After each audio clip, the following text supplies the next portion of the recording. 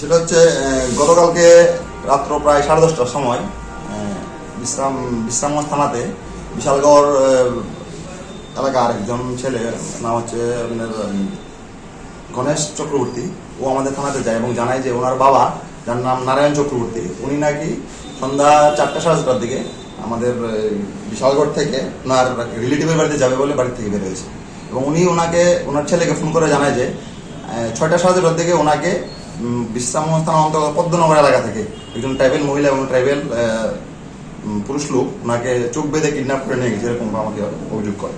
তো এটা পাওয়ার পরে আমরা আমার এক থানার অফিসার, ওনার ফোন খোলা ছিল, ওনার ফোনে কথা বলে এবং জানতে পারে উনি নাকি পদ্মনগর এলাকাতে আছে। তো সেই মোতাবেক আমরা আমাদের থানার স্টাফ অফিসাররা পদ্মনগর এলাকাতে যাই। ওখানে আমরা একদম প্রত্যেক বাড়ি বাড়ি তন্ন করি, কিন্তু ওনার কোনো খোঁজ খবর পাইনি। পরবর্তী সময় আমরা ওনার ফোনের টাওয়ার লোকেশন নিয়ে আমরা জানতে পারি যে দেখতে পারি আমরা ওনার লোকেশন দেখাচ্ছে জিবি থানার আউটপোস্টের অন্তর্গত একটা বিবেকানন্দ পল্লী আছে ওই এলাকাতে।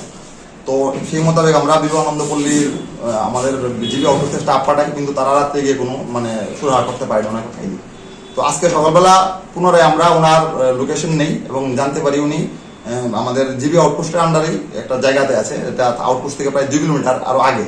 তো সেই মোতাবেক আমরা আমার থানা স্টাফ নিয়ে ওখানে যাই, গিয়ে আমরা অনুমান প্রায় 2টার নাগাদ ওনাকে আমরা জিবি বাজার এলাকা থেকে আমরা ওনাকে রিকভার করি। তো উনি বিভিন্ন সময় বিভিন্ন স্টোরি বলছে এবং ওনারা আমরা সিডিআর এনেছি, সিডিআর আমরা অ্যানালাইজ করে দেখেছি ওনার লোকেশন যেই টাইমে বলছে ওই টাইমে কোনো সময় বিশ্রামগঞ্জ থানা এলাকাতে ছিল না। উনি বিশালগড় থানাতে 6টা পর্যন্ত ওনার লোকেশন দেখা গেছে বিশালগড় বাজারে, সেখান থেকে 8টা নাগাদ ওনার লোকেশন দেখা গেছে আপনার জিবি আউটপোস্টের আন্ডারে।